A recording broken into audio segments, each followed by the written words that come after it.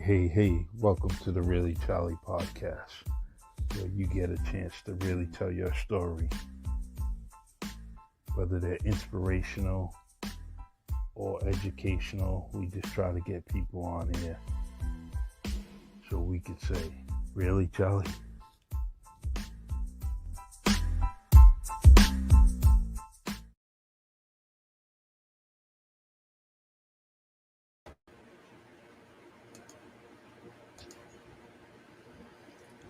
Hey, everyone. Welcome to the Really Charlie podcast. Today, I am joined by my co-host, Russell Ramos, and my guest, my honorable guest, Frank Slaughter. See, I know how to pronounce his last name, unlike somebody else on this podcast that's having problems and difficulties and want to call you Slater. You know? Can you hold on, please? I got to get a dictionary and I'll get this straight. Hold on. Yeah, a dictionary. Give me that dictionary. Thank you. You do work in a library, so you should have plenty of them. They come in different versions, like, Creole, Spanish, just to help you out. Because how could you get Frank Slaughter out of Frank Slater? I don't know. I don't get it. My mother's name's Helda, and I've been calling her Helda since I was a little kid. So I have those little quirky things about me that's just not going to change, man. Oh, well, listen, you better respect the man because education. Yeah, well, he's been all over the place. State of Massachusetts, Connecticut, possibly New York. So he's got probably a trifecta of education, and he's still messing up with your name, which is very easy. It's Slaughter. I just don't get it, man. How can you mess that up, man? All right, okay. I'm not saying anything, man. This is not the roast Russ Ramos hour. But Charlie, listen, Russell, you ain't ahead, roasting Frank. me on nothing, okay? You gotta understand, Frank. We gotta do the intro because no one will know who this guy is. They're not gonna know who the guy is. They're gonna say, "Who is this?" Anyways. Okay, then I want you to do the intro. All right. All right. Okay. The other co-host, do the intro. Ladies and gentlemen, Frank Slaughter coming to you straight from the Charlie Show, right around from your neighborhood, and of course, Charlie's going to bring you all the best in this broadcasting forever. When he's like an old dude, he'll still be here. But that's what we're here for. But anyways, on a serious side, Frank is an amazing person. He has been a boxer. He's been a boxing coach. We're going to take you right now to Las Vegas because we're coming to you live from Las Vegas because this is where he lives. So he's going to be able to let all you boxing fans know about his experience and where he's come from, how he's connected with me. I'll have to tell you some really positive things. I met Frank back at Upward Bound years ago. He was our counselor, our coach, our mentor. We stayed in the dorms at the time. And for all you Upward Bound folks who were in Upward Bound, we didn't have any air conditioning and we had to run up and down the stairs. And Frank had us up at 5:30 in the morning and we had to run to the parking lot at UMass, and early 5:30 in the morning, he had us doing push-ups. He had us spinning around. I mean, it was unbelievable. For a lot of us, we weren't used to that, but it was a very positive thing. And I gotta say, when I first met Frank, I actually didn't meet Frank. I met Frank's. He used to put these posties up all over the place. So I woke up in the morning. And the first time I knew he was a counselor there, and all of a sudden there was stickies everywhere, and all the stickies said really positive things like do well in your life and, be encouraged, and all these different things were everywhere. And I was just saying to myself, wow, this is incredible. So meeting him for the first time, he looked at me and he said, wow, he says, I was one of the oldest Upward Bound students. And he said, you know what? He says, you're really going to be, you're a good man here. And we're gonna get through this. It's gonna be great. And I knew right there. I said, man, I got somebody that really, really cares and is really gonna see us get through. So I say all this now because what you're about to hear is a story from this man that carries on to some amazing, amazing names and places. So that's my intro to it. And Charlie, you can take it right to more questions. Hit him, give him one of those, man, right now. And by the way, we did come here today tag teaming them because in case anything happened, both Charlie and I would just tap off or something like that. Well, first and foremost, we have a comment from Rose Sanchez. Good evening, Rose. I appreciate your support for the Really Charlie podcast. Stephanie, I see you saying hi to your uncle, Frank. That's nice. We got Paul Santos from the Paul Santos live show. Says, hello, gentlemen. Hello, Russ. Russ and I did radio decades ago. Well, you know what? We know who had the better side of the camera, and that was Paul Santos.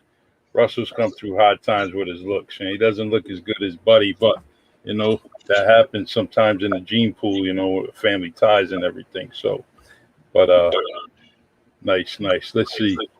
Got a Facebook user. What's up, guys? Hello. Got Kyle Santos.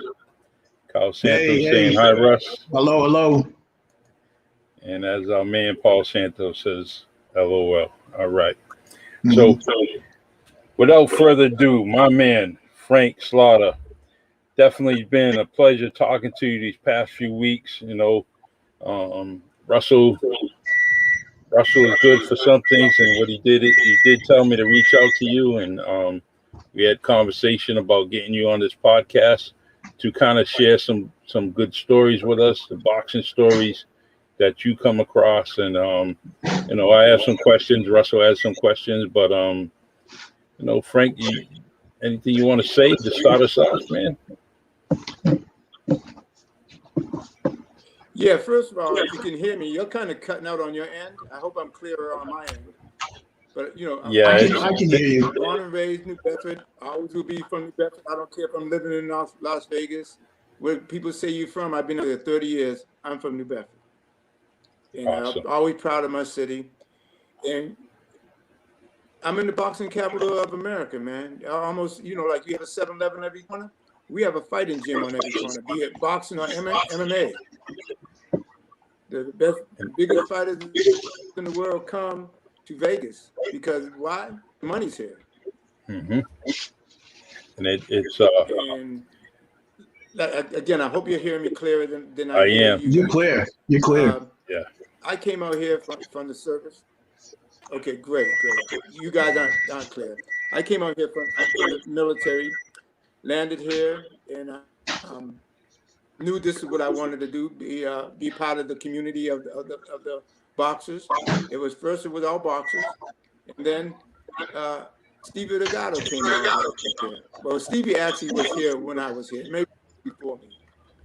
And me and Stevie would connect. We would do the little mini marathons and stuff like that. And just when Stevie Delgado was getting ready to start this fabulous program at the University of Las Vegas, Nevada, he was murdered. He was murdered in Northtown, Las Vegas, and it was a sad event. And I just felt I'm never going to step into Stevie's shoes. I wouldn't even think about that. But what I wanted to do, I wanted to honor my friend, my Cape Verdean friend from New Bedford, by filling in the coaching slot that he left behind. And for over 10 years, it was a great ride.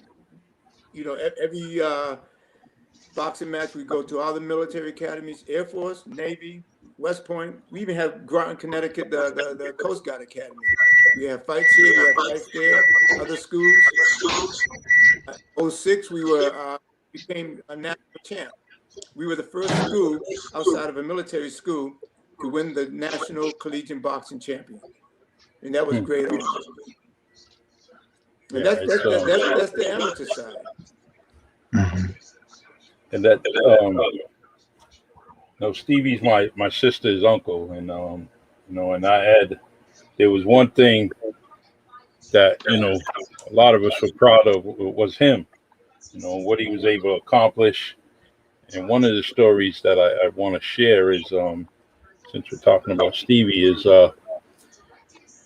Stevie was boxing. He was sparring with Tommy Hearns, and so he's sparring with him. There were some visitors in the gym, a few people checking out, the boxes, and not knowing who's actually in the ring, but it's Tommy Hearns and Stevie Delgado. So the guy comes up and says, "Hey, man, the champ looks good."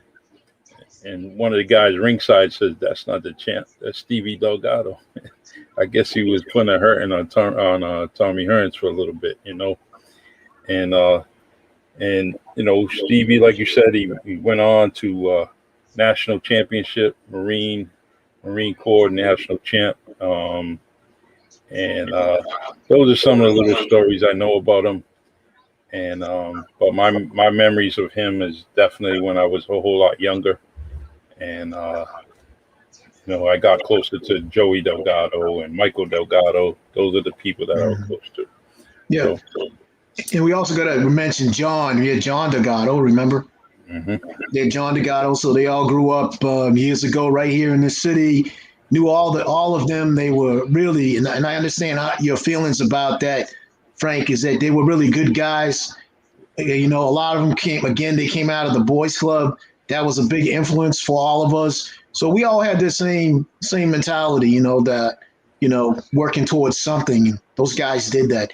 I just want to ask you, Frank, I want to go right to the national stuff, because I have seen so many of your pictures and videos and all the people that you've been involved with, even Pacquiao. Pacquiao, you've been involved with him. Can you hear me? Frank, can you hear me?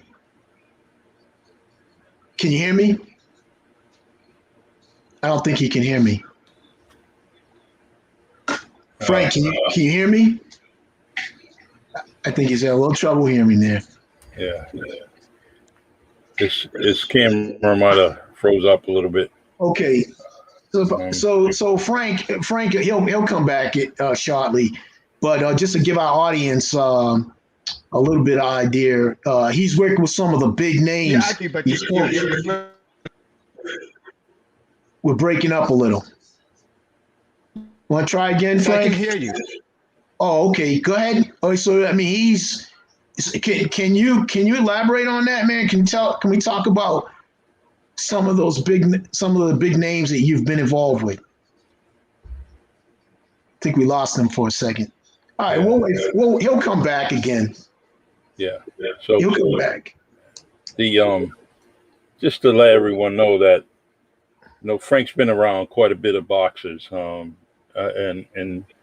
being in Vegas, you intermingle and you get to meet some, and you build some friendships with a lot of other national up and coming or even past boxers, and he just a couple of days ago he's in Floyd Mayweather's gym, and along with Floyd's brother Jeff, and they were just talking about a few things, and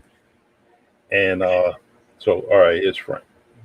So go ahead, Russell. Why don't you continue? You got you back, Frank. Can you hear me, Frank? Frank, can you hear me? Yeah, I'm back now. Okay. What? Yeah. Russell, he's going to have like a 10 to 20 second delay. Yeah, again, so, I can hear you, but you're breaking up. Yeah. Okay. All right. Yeah. Yeah. It's sort of frozen on the screen, which is your picture. I can hear you. Okay. You. Yeah. So, all right. So, Frank, tell me more about the national. Frank, tell me more about the national fighters that you've worked with.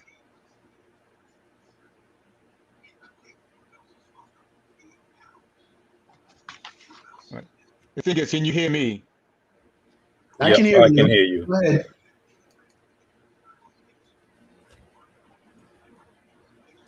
So, Frank, we just wanted you to talk about the national boxers that you. I was on Money Mayweather's summer program, and we were doing really well. Okay. They're coming in nice. I heard the last part. Frank, just continue to talk. If you wanted to elaborate on some of those boxes, you can. Sharing some stories. I know you trained in Pacquiao's camp. Floyd Mayweather.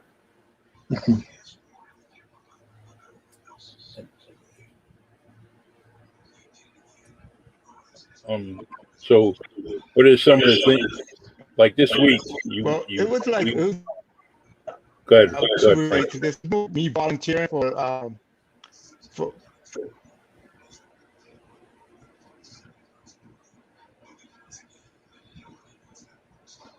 yeah, Charlie. Yep, Frank. Can you hear me, Charlie? Yeah, I can hear you. Okay. As far as elaborating, I had fighters at Mayweather's place, because when you go to a fight in Vegas and you got good fighters, you want to go to Mayweather's gym. That's where they get paid. That's where almost everybody is, as a winning record. You're not going to go to some bum place where guys are like 0-12. No, you go there. These guys, lost a handful of fights. No, probably no more than 3 fights, and they're on the shelf, and they're trying to get back in it. Boxing now, which unfortunately is about winning every fight, which is ludicrous. You can't win every fight. The old guys would lose fights, and there was nothing about it. But to lose a fight, they want to put you on the shelf because it became a business, and that's kind of unfortunate for the fighters. And so I had a featherweight champion of France. He was staying at my house for almost 2 years, and we just, again, it's hard to get fights without knowing somebody. But Mayweather was ready to sign him, but his problem was he was impatient, and he was definitely jacking everybody up in his class. Okay. So I had him also working with Manny Pacquiao, and everybody liked him. Freddie Roach liked him. They all saw his talent. But sometimes in the fight game you can be patient, especially today. Again, you lose a fight, you lose a couple of fights, and they want to put you on the shelf. That's too bad. What do you think? It's all about butts in the seat. The promoters are looking at what they can with the gate. When you say promoters and box and everything else, when this ring fighting came in, and when the ring fighting came in, this WWA fighting or something, and everybody got in the ring and they started kicking and doing all this stuff. It seemed to have an audience. There was an audience that was interested in that. Do you think it kind of took a little bit away from boxing?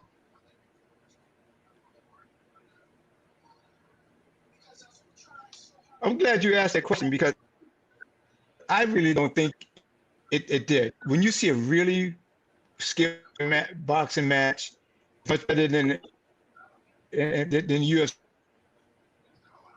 Why? We were at the ground of the UFC right here in Vegas, and the UNLV boxing team. Skip John Lewis had a gym here called the Fight Capital. And John Lewis was an MMA star, and Skipper Kelp was actually Stevie Delgado's fighter before. Okay, so obviously we just have a little bit of a technical issue where we lose Frank. I'm sure he's going to come back again, but as you can see, he's talking about, if you can see what we wanted to introduce to the community is that Frank has definitely been there with some of the top names. Is he, who he's talking about, Mayweather, and a few others. He's been right there. I've seen the pictures with him. You can always go to his Facebook site and see all these wonderful boxing pictures with him. And if things work out, we'll even talk to him, and he'll tell you about his experience of being a boxer himself in Vegas. And he's coming back. Can you hear us, Frank? Experience of being a boxer himself. So there's a bit of a delay on this. Yep. Okay, can you guys hear me? Yes. Yes.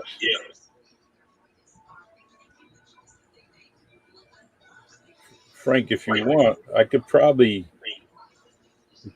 videotape a video chat through. Okay, I'm sorry. You know, this is awkward. And hopefully your audience will be patient enough, or we can do this again. Yeah.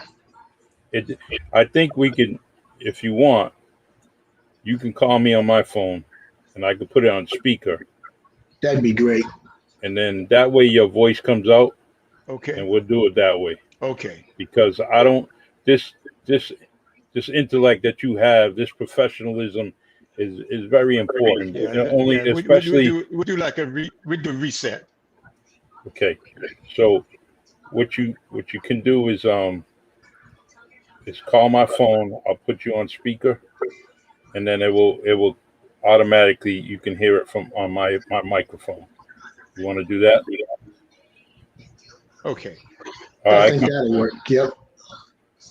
If you want, I can call you. That's up to you. Right. Yeah. Let me do that now. So 10 seconds, I'll be on your phone. Okay. All right. All right. 10 seconds, I'll be on your phone. Yeah. Okay. Yeah. You can call me. Yeah. I'll call you. All right. All right. Yeah. That will be better. Sorry, everyone. We're going to get this together because this is a great story, and it's a great storyteller. I don't want anyone to miss out on this man and what he has to share with us. So I'm going to call him right now, put him on speaker.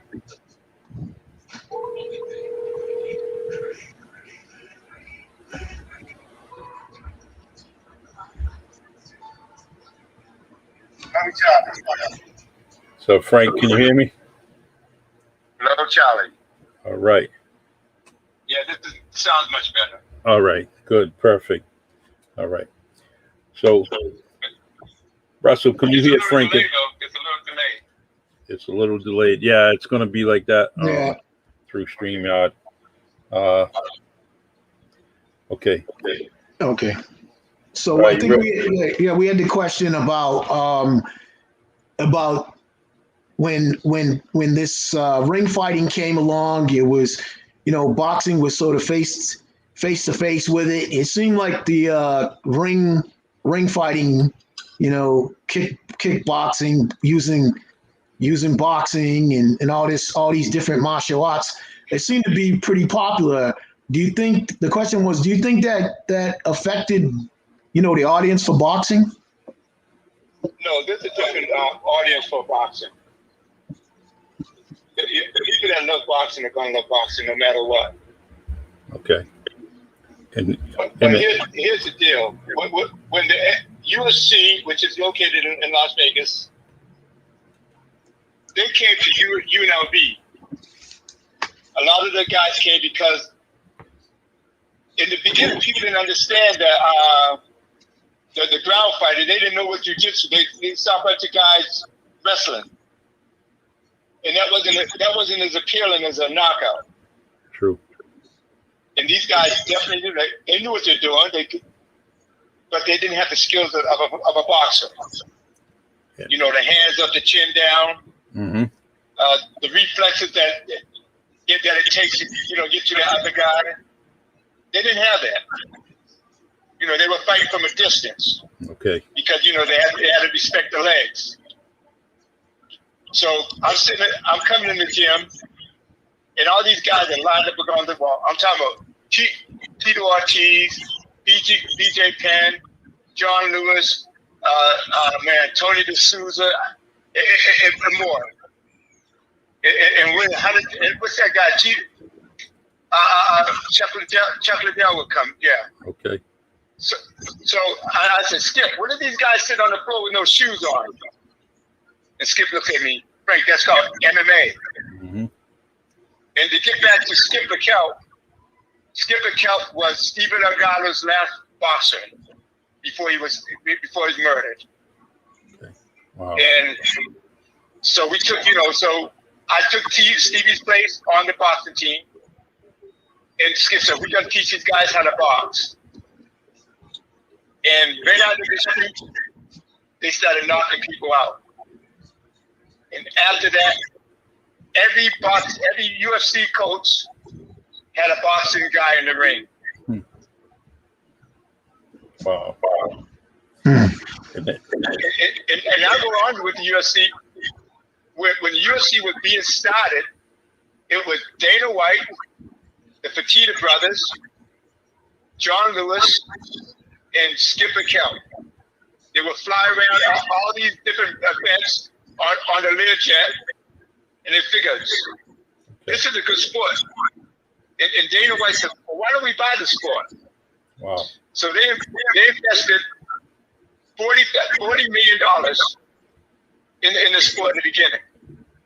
And they started losing money. But long came, remember that show with Sugar Ray Leonard, The Contender? Yeah. They took that format and they started their own reality show with fighters in a house. And, they would have all the drama and everything. Then they would fight in the cage. And what happened was the people that watched the drama were coming to the fights. The people that watched the fights were watching the drama. Mm-hmm. All of a sudden, that $40 million investment blew up. We probably got it in 2 weeks' time. I don't know how long they got it, but they were getting the money back. Yeah, definitely.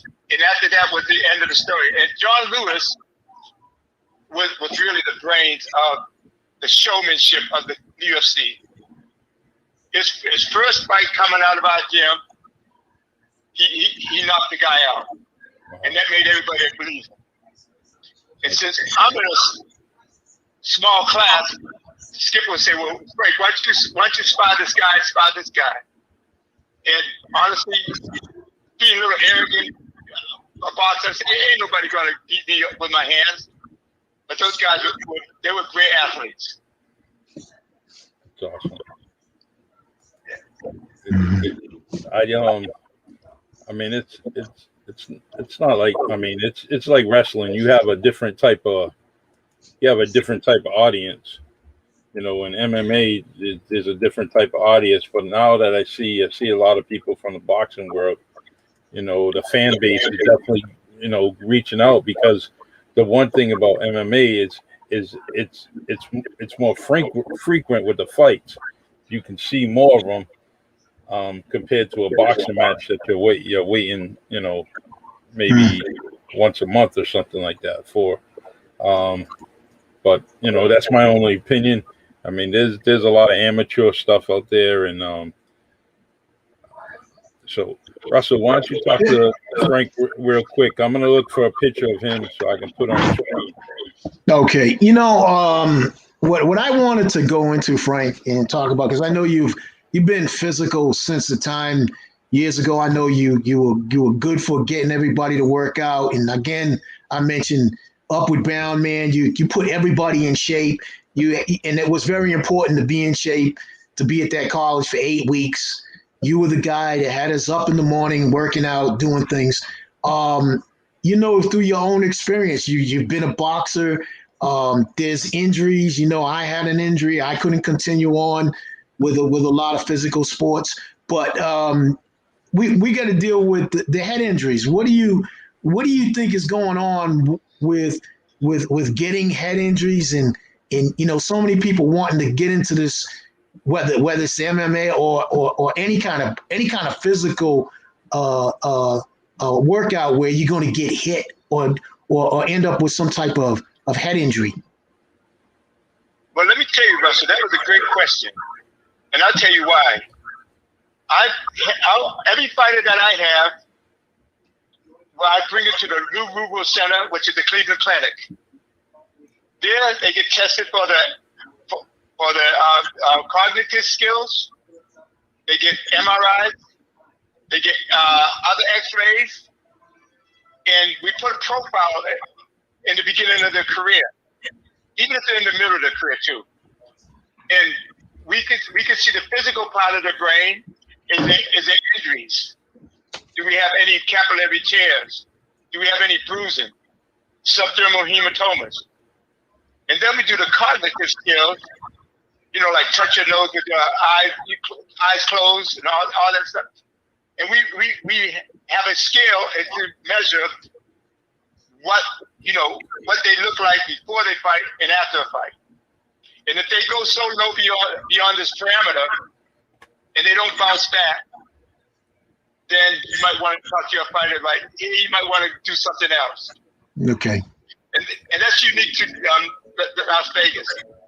If you ever come to Las Vegas, I'll take you to this, I'm talking about multi-billion-dollar facility for boxing injuries and brain injuries. I also had a lady from the Wayne State University, and her students come here to set up how you say little experiments on boxers. Okay. They had a headgear set that was remotely controlled by your laptop, and you can measure the velocity of the punches, the impact of the punches, and also what side of the brain was affected. They would take that information and feed it into the Lou Rubel Center, so when they did a CAT scan, they knew what area to look for. Wow. Mm-hmm.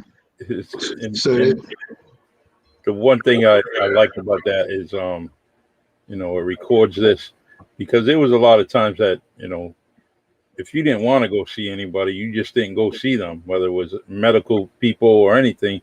You just didn't, if you didn't want to go see them, you didn't have to.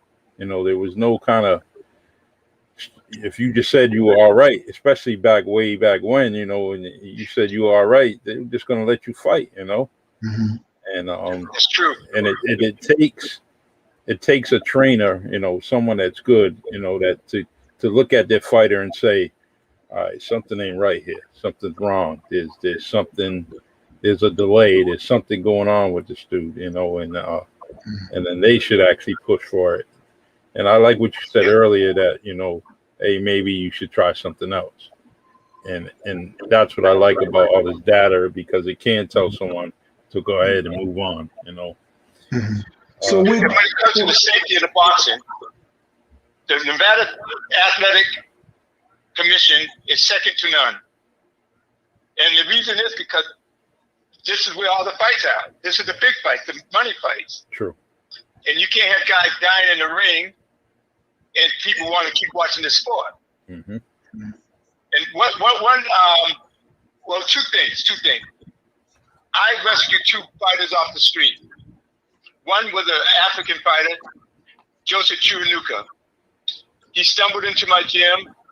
He was dirty. He was hungry. He was sick looking. Mm-hmm. And I said, "Aren't you Joseph Churanuka?" He said, "Yeah, man, I'm Joseph." And then we had like a video of boxers, and he would get up to the screen with his nose. Yep. I said, "You can't see that?" He said, "No, man, I can't see that good anymore." Wow. So Charlie, I thought, okay, I'm going to give him fair glasses. Yep. I took him to the ophthalmologist, let him have his eye exam. The guy came out shaking his head. He said, he needs surgery in both eyes. Wow. He said he's got pugilistic damage in one eye, and then the other one, he also has a torn retina. Damn. I didn't know what to do. I mean, he had no money. He was dumped on the streets in left front. He wanted to go back to Uganda. No money. Wow. I put his name in the paper. And some rich guy came and said, I read your story. What can I do? I said, well, I need to put him up for a couple of months. Mm-hmm. The hospitals did free surgery for him. Both eyes. It took about a month apiece to cure. Long story short, we were able to get him back to Uganda, and he lived a pretty good life. Awesome. The second fighter had a subdermal hematoma. He won his fight at the Hard Rock raised his hand and collapsed. Yeah. And there I knew that there was not enough money on that fighter to bring him to the hospital. And so I went and I talked to him. I talked to a fighter he was from the Philippines. And I said, listen, the guy's in a coma. Yeah. What are we going to do? Yeah. And so I went to one doctor I knew, and they were only going to operate on him for so much. And the rest, we had to raise the money. We got the money. He got his, he was paralyzed when he came up. We sent for his wife in the Philippines. We set him up with a business back home, a micro business back home, because in the Philippines, you don't eat if you don't work. Yeah. And then I followed on to the Philippines to make sure that, him and his family was okay. That's great, man. So yeah, it is. I just want to ask you, so what do you have now as like sort of insurance for fighters, athletes who get in the game, and in the end they're not just found by the sidewalk or something? That what can they walk away with, sort of a retirement, something that they can, do they have any health insurance for them, so that if they're not going to be boxers, they can go and get some kind of assistance? All the stuff you just told me now, they had to ask somebody for that kind of help, to get them help. Is there something when they sign up to be a fighter, they can say, if it doesn't work out, I'll have health insurance, I'll be able to go to see a doctor? Is there anything like that? Well, that's another excellent question. I went to UNLV law students, so they could draft a law that we could send through the commission, that fighters would be insured if they had a catastrophic injury. We went to the Nevada State, We went to the Capitol building, and we had hearings on it. We sat down, and it was all in the paper, because the fighter's name was Z Gores. Mm-hmm. He had enough money covered on him from the ring to the emergency room. Past the emergency room, there was no money left. Wow. They had to take the skull off his head, and they had to put it in a deep freeze in San Diego, because we don't have that facility out here. When he woke up, he was paralyzed, but he had a big hole in his head, because there was no money to put that skull back on his head. And I told him, you can't send this boy home into the Philippines like this. They said, well, put a helmet on his head. No. I said, yeah, sure. Wow. That's not going to work. So we convinced them to go retrieve that skull in San Diego, and the doctor did it pro bono and put the skull back on his head. In the meantime, he still needed rehab. Yep. So now we're at $500,000 worth of medical care, and the promoters skipped town with the money. Man. So it was a fight where Manny Pacquiao was at, and I had to go through his bodyguard. I said, listen, Manny, Z Gores is in the audience. I wheeled him up in a wheelchair. Manny's pounded the sea. So where's Z? Yeah. And then with the money we gave him, his wife, and the money Manny gave him, it sustained him back in the Philippines. Wow. And the law never got passed because promoters got into it, and they were thinking, I don't want to pay for this. Mm-hmm. But they didn't understand. Or maybe they did. $1 million insurance doesn't cost $1 million. Yeah. And that's what they didn't get. It's crazy. So still today, fighters don't have that insurance. It's last week I had Joe Varela, New Bedford boxer, who went, he started out at the boys club, and he ended up, going to Vegas. And that's where all his fights were, And one of the things he said was, is that I had money after his last fight was kind of horrific because he ended up, killing a man that he fought, and he was never the same.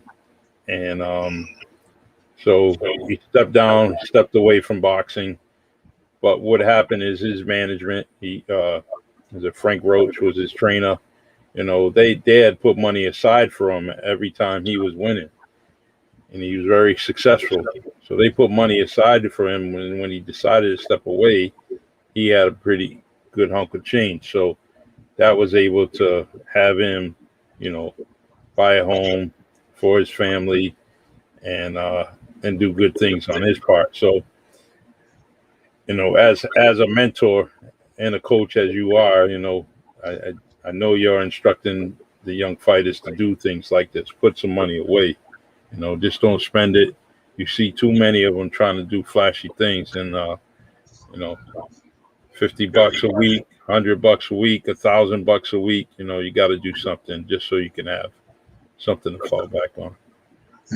Yeah, but that's up to their managers. Yes, exactly. As a trainer, I don't have that layaway.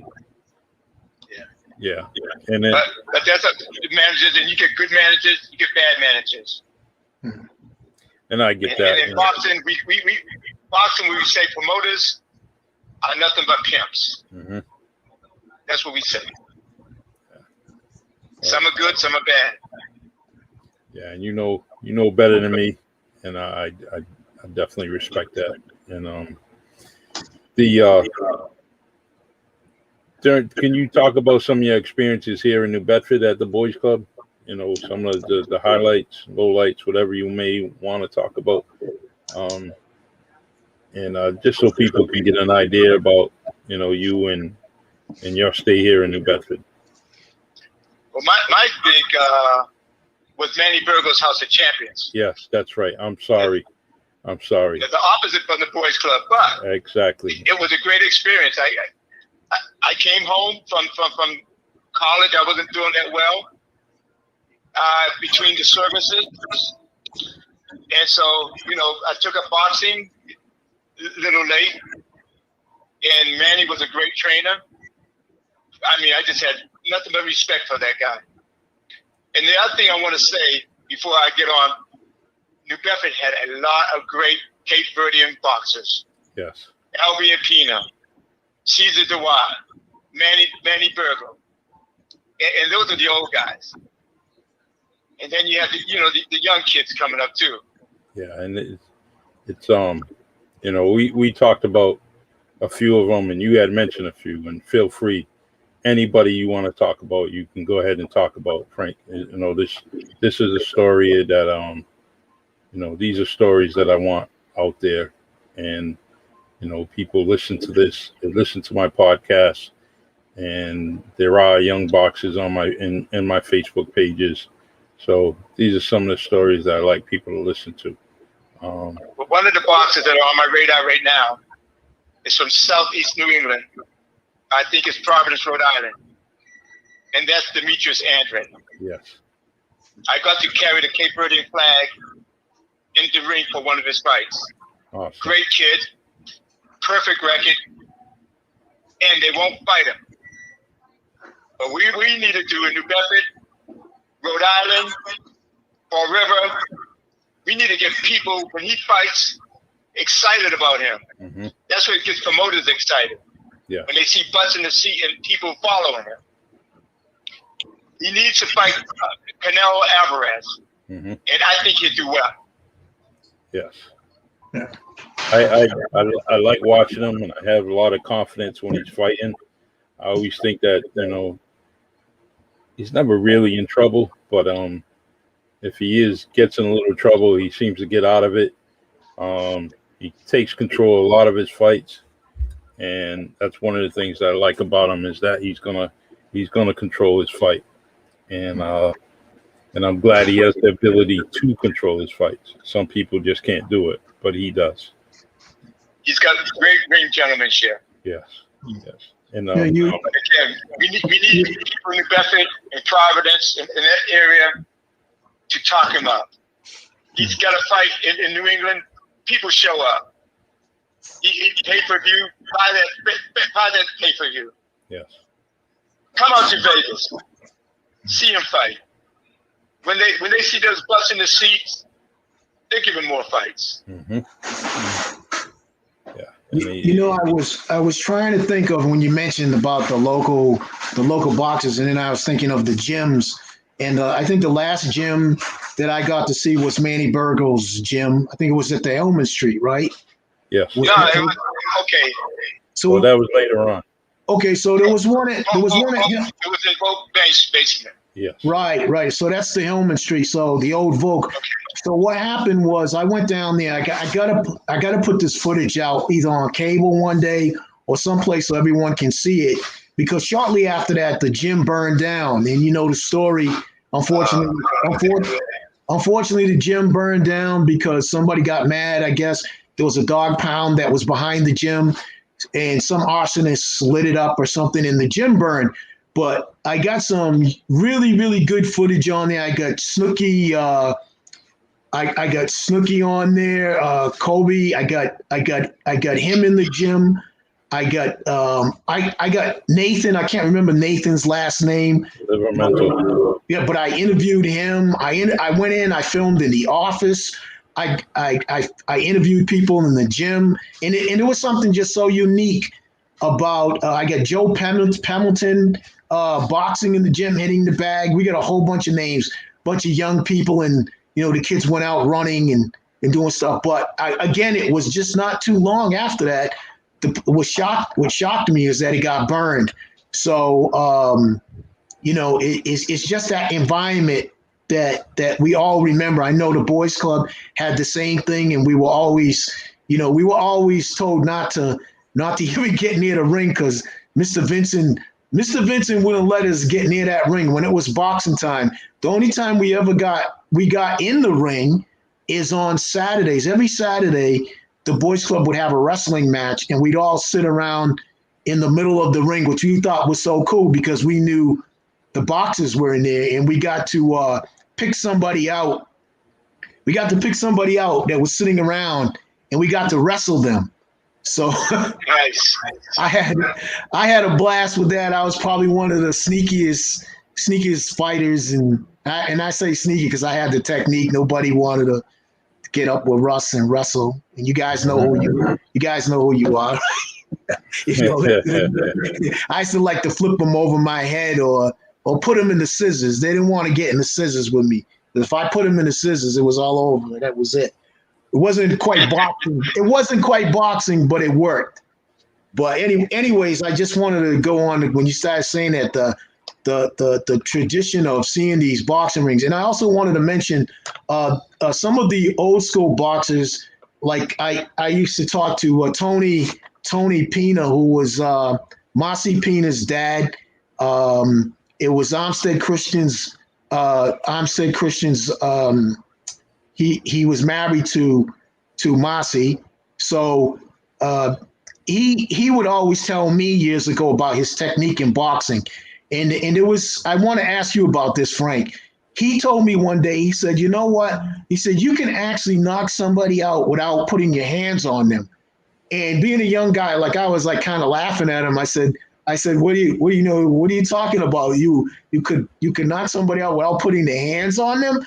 And he said, yeah, old schools used to do it all the time. So he showed me he goes, let me show you. So he does this little technique where he goes in this S shape like Tyson would do, right? He did it real fast.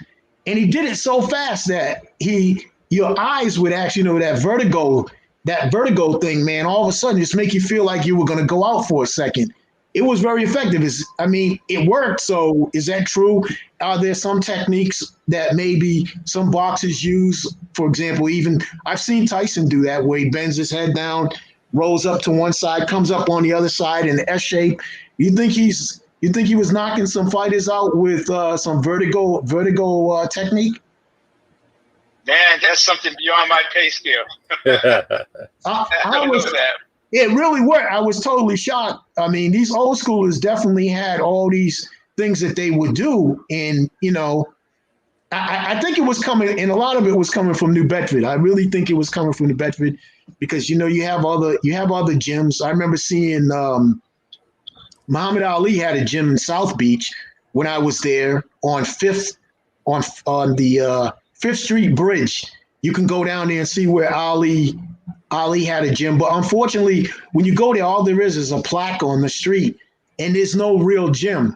And going back to what's so cool about these gyms that we have in this city, they were so unique, and losing the one on Hillman Street was definitely a big loss. Well, the thing with Hillman Street is they were able to restore it, and now it's the Andre McCoy Recreation Center. So something is there. Yes. And then the history about Manny Burgo's House of Champions, there's a lot of history that's kind of kept in people's basements and cellars, and that stuff is going to end up being, destroyed by Mother Nature itself, And I hope that, all the history that isn't within the city is able to be restored by family members, because keeping things in a box is like keeping things on top of a sponge, because a box will end up absorbing all the moisture and mildew and everything else, and then that stuff ends up being tainted and destroyed. So well, Charlie, I would really love to get you to talk to Kenny Adams, yes. Two-time Olympic boxing coach, Hall of Fame referee, Richard Steele. Yes. And Richard Steele came out of the Marine Corps. He was a boxer, in a pro boxer, but he's got some great stories that I would love for you to record. I definitely want to do that, because I was, when we talked about it, and it's something that I'm going to do, and I'm going to make sure that I set it up so we can do this, and you see how things are sometimes difficult doing things virtual, or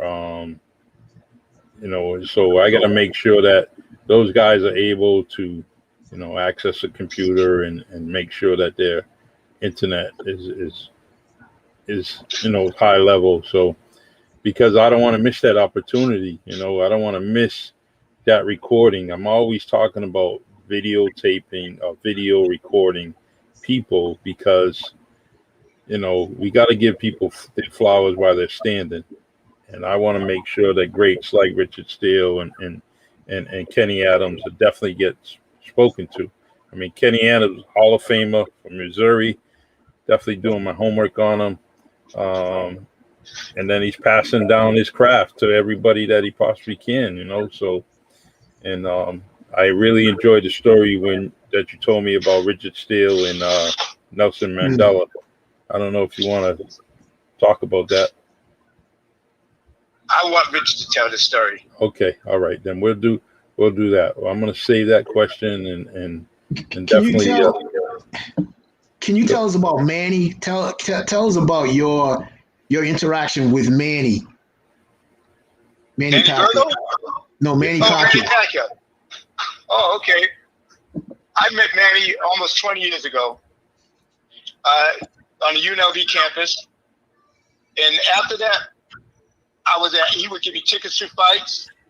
I had like a fighter train with him and stuff like that. And I'm not in this inner circle, but we know each other. Yeah. And matter of fact, if it wasn't for this COVID stuff, I was going to go to Mindanao, the southern part of the Philippines, and visit them guys. Wow. And and then this time what happened was everybody had to be isolated from Manny, because if he tested positive, end of fight. Yeah. So we got a fist bump. But we didn't get to chat. We had our mask. I had my mask on. He didn't have his. And every time he comes, I usually get a picture or autographs from him. And I actually had tickets to the fight, but I didn't go.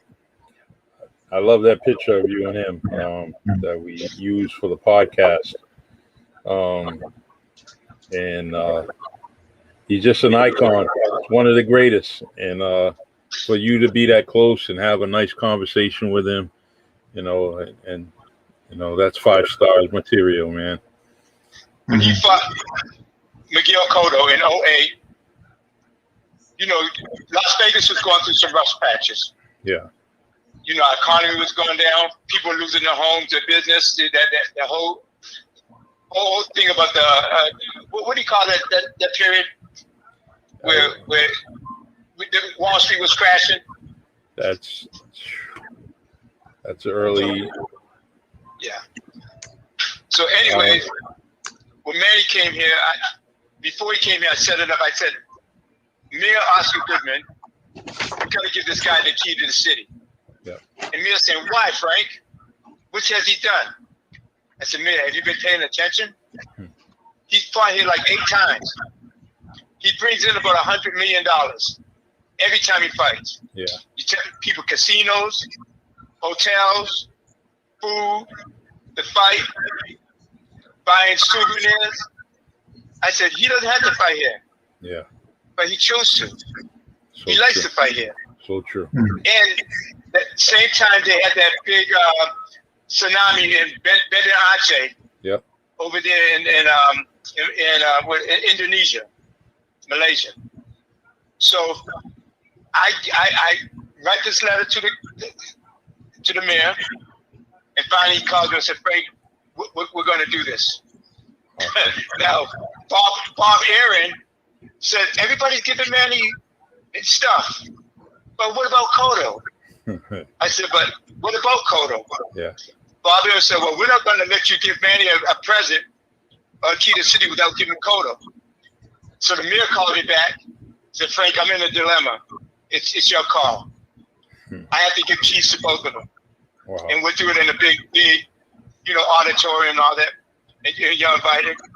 I said, Mayor, I'm not going to embarrass you. Yeah. Give the key to both of them. Mm-hmm. So that's what they end up doing. I got Manny Pacquiao, Yep. the key to the city, and Miguel Cotto. And I'm glad because Miguel Cotto ended up to be a really nice guy. Yeah. And the thing is that they're not both doing the same thing, but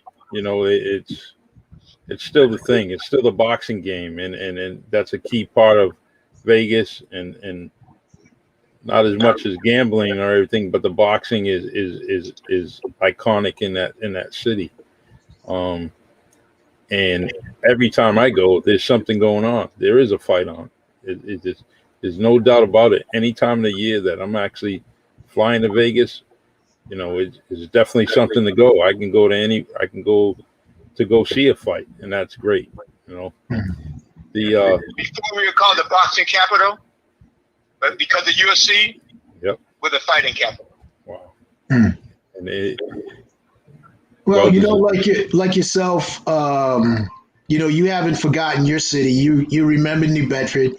You're doing it right now. You're by saying all this and mentioning Stevie Delgado and bringing back all these names, and you should get some type of key to the city yourself. I mean, like yourself, Marvin Hagler was the same way. Marvin, a lot of people didn't realize, he practiced right in the boys' club gym.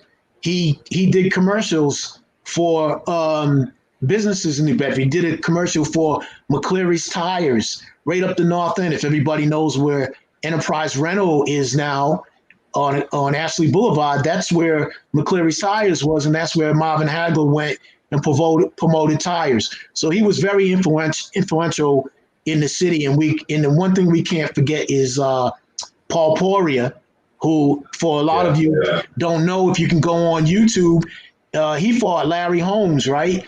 In later in his life. And then for a lot of us who went to New Bedford High School, when New Bedford High School first opened, Paul Poirier was coming in as a new boxer, and he was on the top of his game. At some point, he stopped boxing. He didn't come back until his 40s, and that's where he got in the ring with Larry Holmes. And if you go on YouTube and you Google, if you Google that, man, he went like 3 rounds with Larry Holmes. I think he got shot in the side or something and broke a rib. And I know it really upset him because he really didn't want to stop. He didn't want to stop fighting, but his coach said, no, that's it. You broke your rib or something. It looks as though he broke his rib. I'm not sure. I know there was some effect where he puts his hand on his side and his coach just kind of said, no, that's it. But in his heyday when he was younger, he was another one that put the city on the map with his boxing. Yeah, and I worked with Paul for a few years, and we had a lot of different conversations about a lot of things. And the one thing he wanted the area of boxing to be. He wanted it to get elevated a little bit more. At that point, it was pretty stagnant, and he was really trying to make sure that he talked to whoever was up and coming. And but Paul was a gentle giant, man. The guy had a heart of gold, and he would do anything for anybody. And when he was in the school, he didn't let any kids go hungry. If they were hungry, he was going to make sure that he got them a lunch. He did everything that possible. And especially when they were getting in trouble, he would talk to them. And his boxing career was an icebreaker with a lot of kids when he was talking to them. Mm-hmm. And let's not forget Danny Dias. Yes. Jimmy Perry. Yeah. A lot of those names, and I mention them because not only did they do the boxing, they were just overall athletes because they also played football, baseball, and I always emphasize this that because we're not stuck in a box. Everyone thinks, oh, because this person just boxed, they no, they didn't just do that. They played all other sports because again, I'll emphasize that the Boys Club taught us we were trained to play everything from hockey to baseball, to football. You could pick whatever you want. We even had ping pong sessions, and a lot of those young guys, they were really fast. They were really, really fast. All we needed was a tennis court. If we would have had a tennis court and also a swimming pool at the Boys Club, you would have got, like you just had the 2K Verdians in the Olympics. You would have had the best swimmers in the world because the best swimmers were in this area. And the reason for that, and if anyone can say why you could say they're the best swimmers, is because we used to have rafts down the beach. If you go down to any of the beaches, we had 2 rafts and we would swim back and forth to the rafts. We were so good at it that, it was as if we were living in the Caribbean. Not only could we swim, we could also dive. We would dive in 20 feet, 30 feet down into the water on one breath. And or you'd see once in a while JoJo Forts would sneak off from where the lifeguards were rowing, and he'd swim right across the river, which was a big no-no, but he was really good at that. He could swim. Or Faith I'm forgetting Faith Silver. You want to see a female swimmer swim? Oh, Amelia Santos. You had Terry and Jerry Pina, and all of these fine athletes. I don't want to go off on a tangent with something else, but I want to keep emphasizing all of the talent that we've had in this scene. You had Jimmy Colbert here talking about his basketball. Jeff Berg, I can't. What's Jeff's name? Jeff Berglund. Jeff, I'm sorry. So you had Jeff. You had Gary Dias, Mikey Fields. All these were fine athletes. I remember all those guys. Fields was my neighbor in the projects. Yeah. and before the Boys Club opened up, that field was open, and we used to play Pee Wee football there. Mm-hmm. Right. And my brother was the first members at the Boys Club with Alan Fisher. Okay. When it first opened. It's amazing that the history in that building. I wish the walls could talk, tell some stories, Yeah. The one thing I wish that eventually I'll probably have some more time eventually in the next 5 years to set up something, but I like to do a New Bedford Boxing Hall of Fame.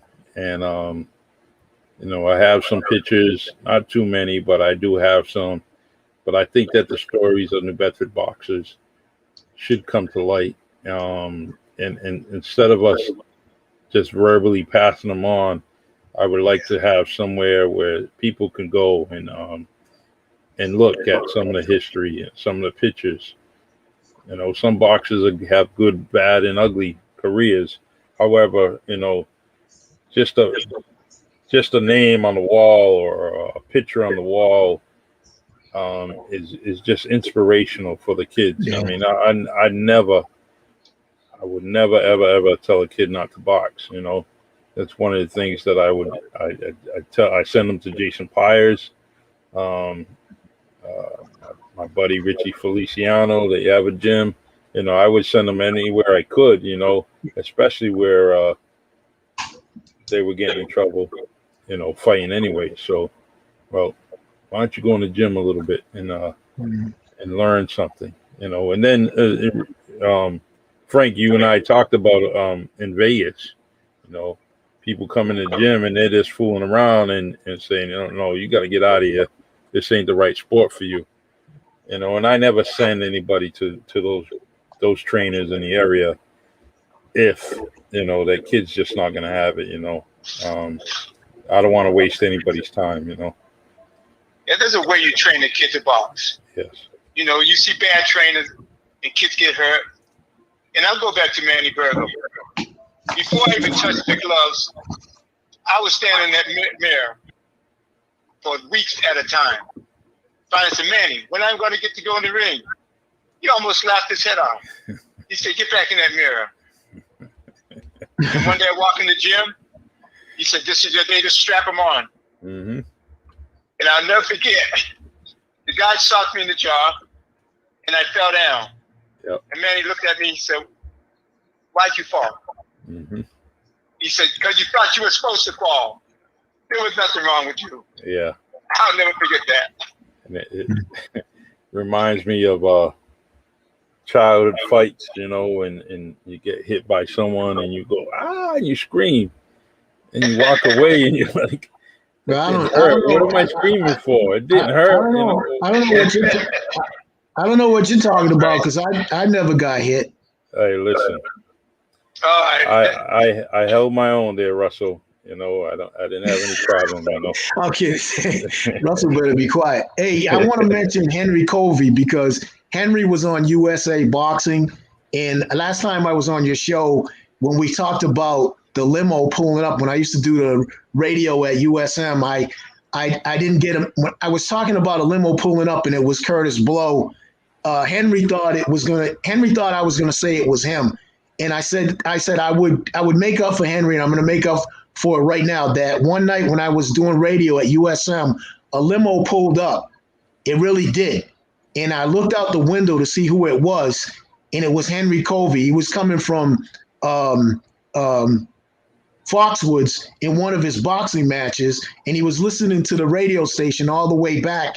And he decided, now this is how cool he was. He pulled up in his limo and told me, Russ, come on down. We're going to hang out for the night after the radio station. So I got to hang out. I got to hang out in a limo with Henry, and everybody knows him as Snooky, but we hung out all night, went to the dog mill. The dog mill next to the courthouse, and everybody was like, who's this pulling up in the limo? And here's Henry. I said, Henry, you just got out of your boxing match, came to New Bedford in a limo, and you're riding around the neighborhood. This goes to show you that, he could have went anywhere else that night. He could have stayed in Connecticut and went to some fancy club, but he wanted to come back and hang out with his people in the neighborhood. I thought that was cool. Those stories are priceless. Yes, they are. Henry Covey wanted to fight. I believe it was Mancini in Providence, and okay. And Henry was trying. They might have fought once or twice, and he just wanted that third fight, and it never got to that. But he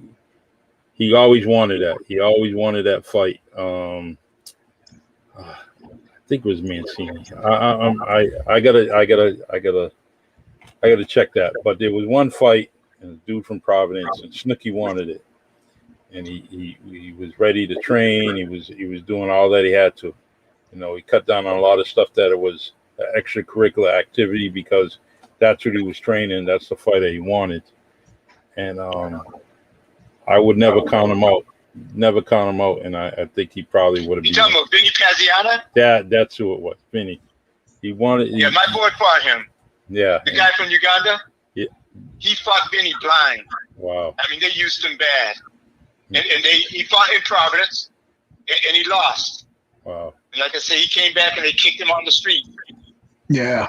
Blind and dirty. 4 years or something. He was sleeping under bridges and all that. Mm-hmm. And then when he wandered into my gym, I was able to get that surgery and send him back home. Yeah. In fact, Nathan Victor says Snooki versus Vinny Paz at Lincoln Park. Snooki stayed getting robbed, and it's true. You know, there was something about it. You know, Vinny had that he had the system behind him. You know, and it's too bad for guys like Snooki. That's all they thought about was training and being the next greatest boxer, and they continue to get robbed. You know. You know something. We also had we had Ronnie Sims, who was Marvin Hagler's stepbrother. I remember. Yes. He also fought. He fought Vinny Paz, and he was another one who was he was a fan of the radio station. Came to the radio station, hung out before his fight, and said, "Russ, listen, if I win this fight against Vinny Paz, we're gonna start a radio station." And he was serious. And I said, "You serious? You're gonna go in there and fight?" So he fought that fight, and there was a decision. And I'm telling you, Ronnie was wailing on him, man. He did such a good job. And then I asked him that night. I said, "Man, that decision didn't go your way." He said, "Russ," he says, "You know what? I got in that ring with the flu. I mean, that would have never happened today, man. When the virus is going on, they would have checked somebody and said, 'You're not going to ring.'" But he said, "Man," I said, "You got in there and you weren't feeling well." I said, "Well, why didn't you just say that you didn't feel well? You can't." He said, "Ross, it don't work like that, man. Mm-hmm. These promoters aren't going to. They're not going to let me go." So what happened was, after I met Ronnie, I was just kind of hanging out in the neighborhood on Cedar Street in New Bedford. It was a nice sunny day, and I was sitting on the porch. It was myself, Ray the Barrels, and Melvin Rodriguez, who became a state trooper later. We're all sitting on the porch. I'm sitting on the porch, and all of a sudden, a car pulled up, and a woman got out, and she ran up to me and gave me a flyer. And I said, "What is this?" And she said, "Well, my brother's going to put a fashion show on." And I said, "Your brother?" I said, "Who's your brother?" I looked down, and it was Marvin Hagler's picture with Larry Bird and a whole bunch of people. It was a poster. And I said, "He's your brother?" She said, "Yeah." I said, "Okay." I said, "Hold on, I'll be right back," right? So I went in the house, and I came out with this picture of me and Marvin. And it was a picture of me and Marvin that we took at McCleary's Tires in the North End.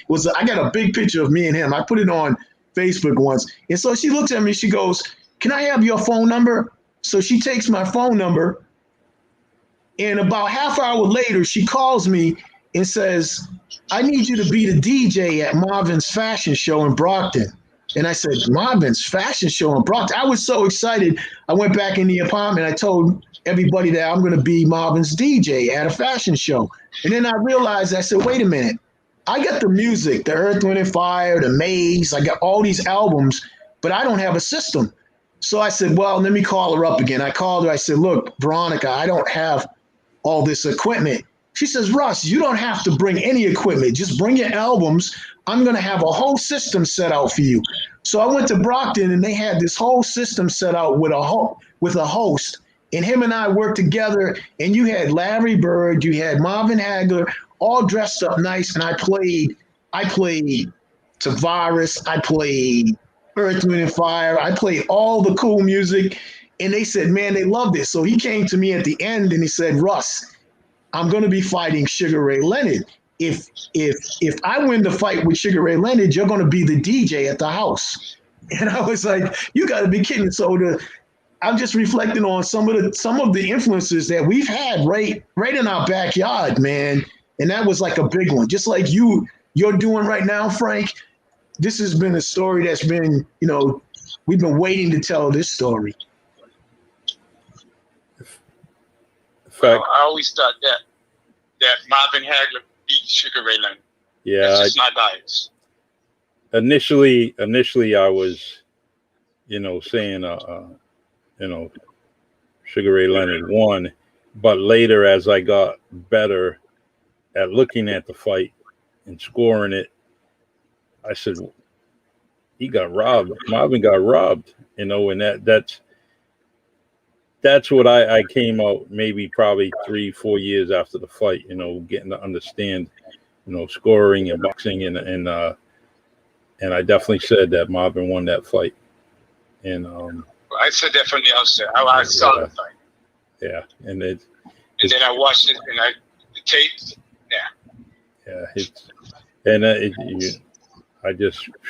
It's too bad.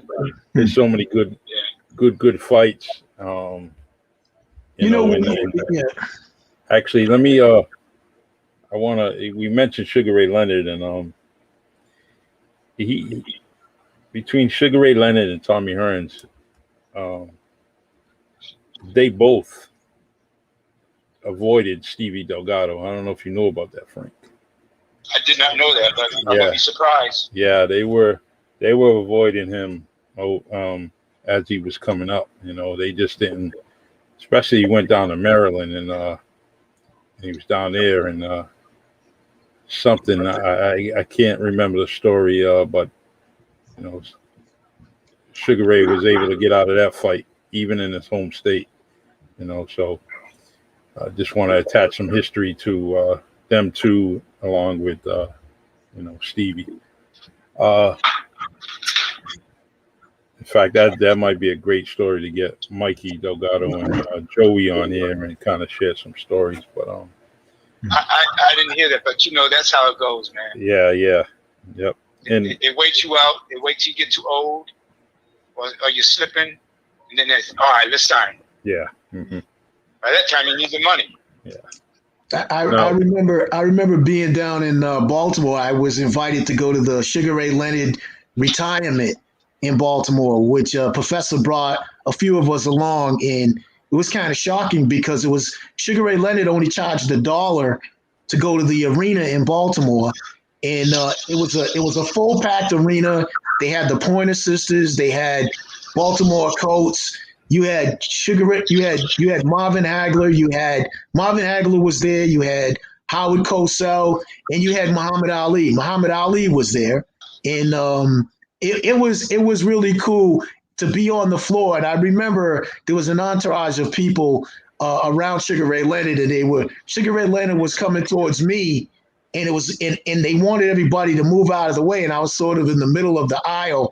And as he came towards me, I said, wow. I said, he looked like he was about 5'6" or something like that. But then all of a sudden, when he moved and you saw the back of him go by, he was built like Bruce Lee. He had like a V shape, so to see them for real, that was exciting. Also see Muhammad Ali was, that was real to life. He was really as big as he was as big as he is, man. That guy was something. Frank, have you ever thought about, documenting your stories, making a book, or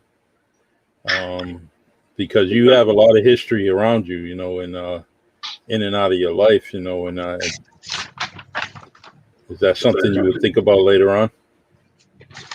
That's actually fun to think about. Yeah. Okay. Because there's one thing. I love sports stories, but one of the things I like is basketball, football, and boxing stories, and I can read a story or even go on Audible and just listen to some of the things, the different boxing stories. Just recently I was watching the documentary on Sonny Liston, and now he died. And it's amazing that there was someone coming forward and saying that, had part in his murder. And they just didn't let that story get out. They didn't want it to get out. Well, that's what you live in Vegas, and you hear these stories. I'm at the Binion's house, Binion Horseshoe, the big casino. Mm-hmm. I'm with their grandson, and their grandmother's there, Phyllis. And we're watching a boxing match at the house, and she's really nice. She started talking about Sonny Liston, because that's her day. Yeah. She said, yeah, Sonny Liston would be dropped. Well, here's what, in the days when it was real hot and you didn't have a lot of air conditioning, everybody would go to Lake Mead, and they had the spots on Lake Mead, and you could be very private, because the city maybe was less than 200,000 people. Mm-hmm. And Sonny, you would have a pink Cadillac, and you're driving through the dirt road in the desert, and he would be speeding past you, and it looked like he's going to wreck, has his girls in the car and all that. Mm-hmm. Yeah, and he used to fight at the casinos. It's yeah, but he was found. He found with needle marks in his arm, right? Yeah. They said they were planted, pretty much. Yeah. And his wife, even though she went she had a love life. She loved him, but she went through a lot because that love was real deep, and she even the day that he was found dead, that she was trying to do their best to make him die with some respect, and clean the house and do all that things. And they said she was very immaculate and clean, very, very, very good. And then all of a sudden the detective comes up with some bag of coke, heroin, and saying that this was here. She just cleaned the house for 2 hours. You don't think she's seen that in plain view? She would definitely probably got rid of it. She was getting rid of everything else, There's a lot of dirt around. Yeah, there is. But I really appreciate you taking your time. We definitely listened and learned a lot of things on there. We definitely learned about setting up this podcast and making sure that the next interview that we have is a whole lot better. And, when I do talk to Kenny Adams and Richard Steele and set that up, I did reach out to Jeff Mayweather. I didn't get a response. I emailed it to his site. So hopefully something will happen on that end too. But I want to do that, and I want you to be involved in it if I can, because, I'm proud of you. I'm proud of you. Just getting to know you, but I'm very proud of everything that you contributed to life, to the sport of boxing, even if you're just talking to people. I mean, look, you saved 2 people's lives, and you probably saved many more. You just don't know it. And I want to first, pass that on. Well, I want to thank you for taking care of my nephew. He talks highly of you. It was a pleasure. The kid was very respectful. Said good morning to me every day. Said good night to me. Have a good day. Have a good weekend. It's when that goes a long way. It's only little words, but if y'all acknowledging me when my back's turned, that means a lot to me, because you're seeing me and you're calling out my name to say hi, goodbye. That means a lot. And you're very entrenched in the Bedford area. Thank you. And all you do. I try to do the best I can, and that's the way I was raised. And I was raised by a bunch of strong women, and I'm very proud of it. And I latched on and got some ways from them, and I'm happy about it. I want to add a little quote, comment here. Frank, you're going to get a kick out of this, but Russell's sister-in-law, Debbie, says, Russell, your brother Buddy said you look like Bill Cosby. I think they're probably drinking at home or something like that. They drink a lot. I can't. That's a lot of drinking.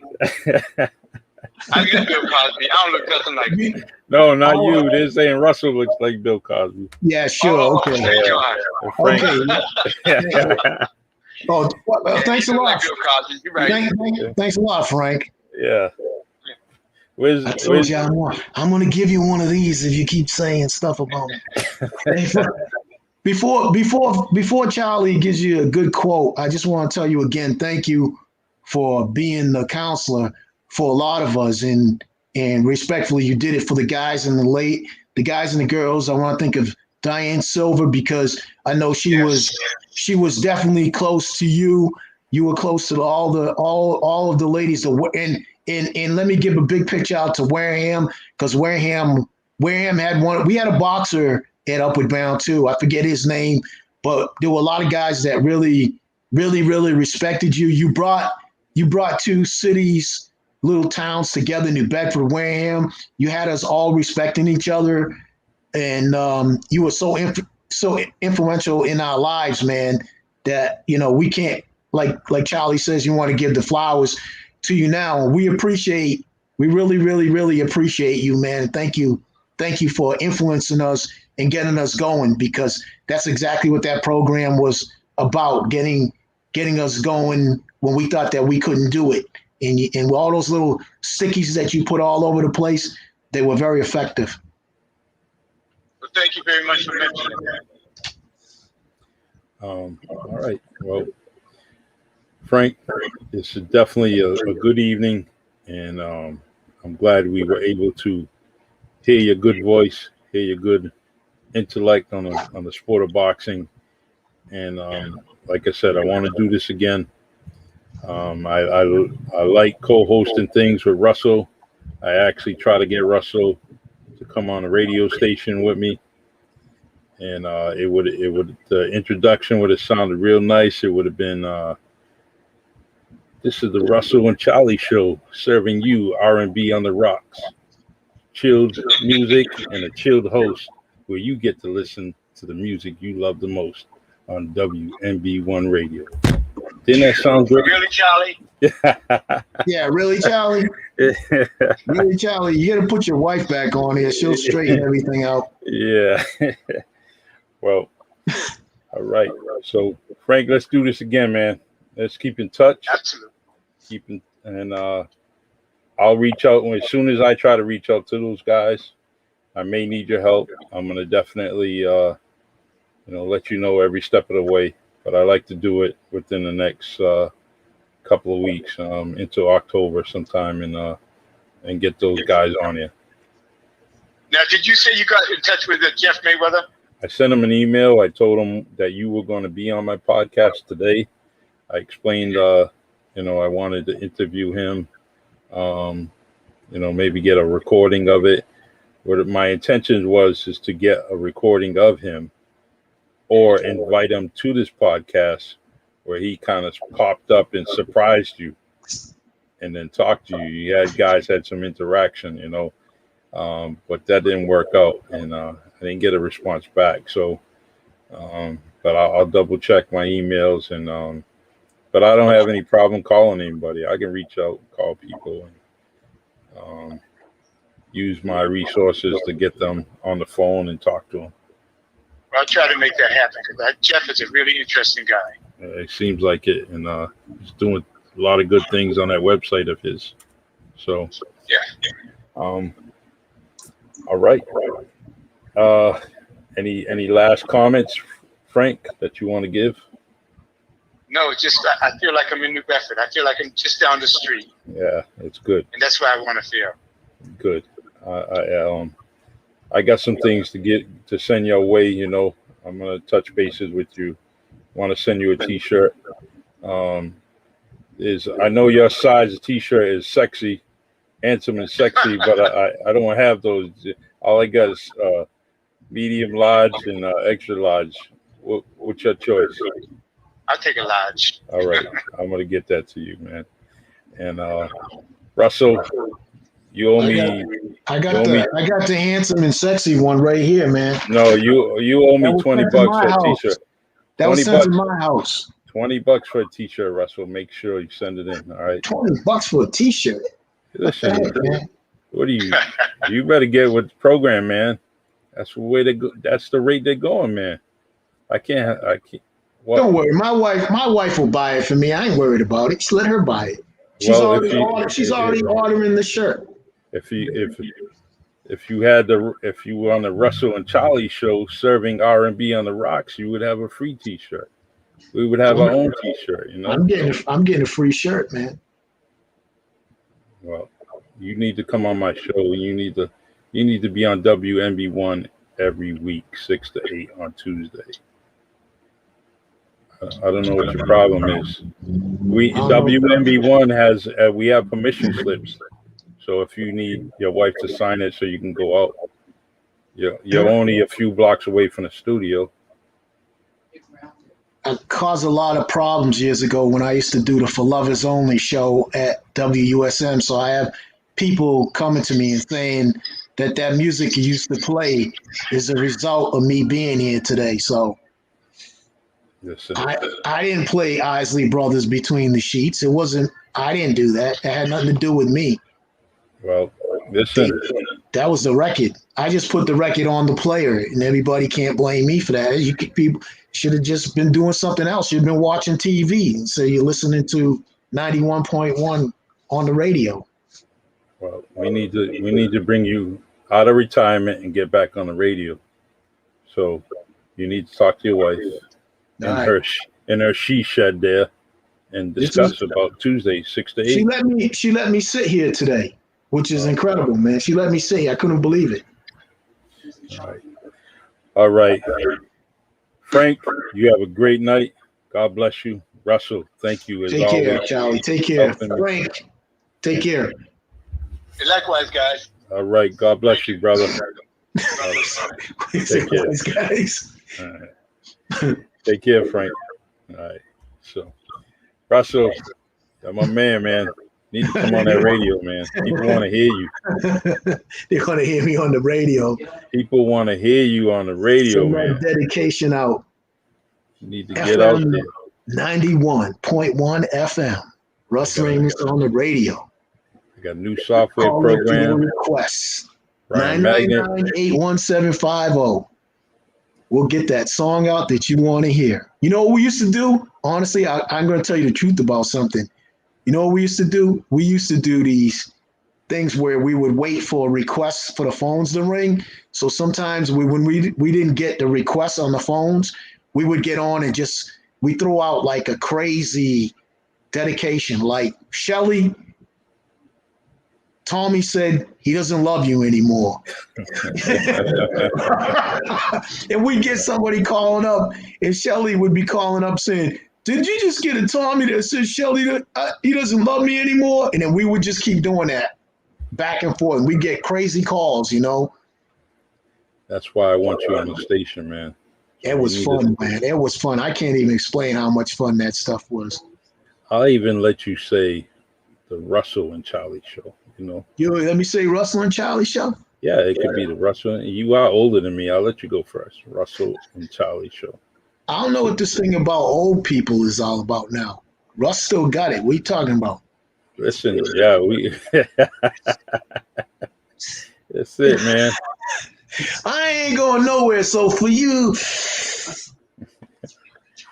All right, brother. You have a great night. And wait till that buddy's gonna get this right across his chest. He's gonna get one, boy. All right. Don't hit him. Don't hit him. He got a bad back, and don't hit him. He got a bad back, huh? Yeah.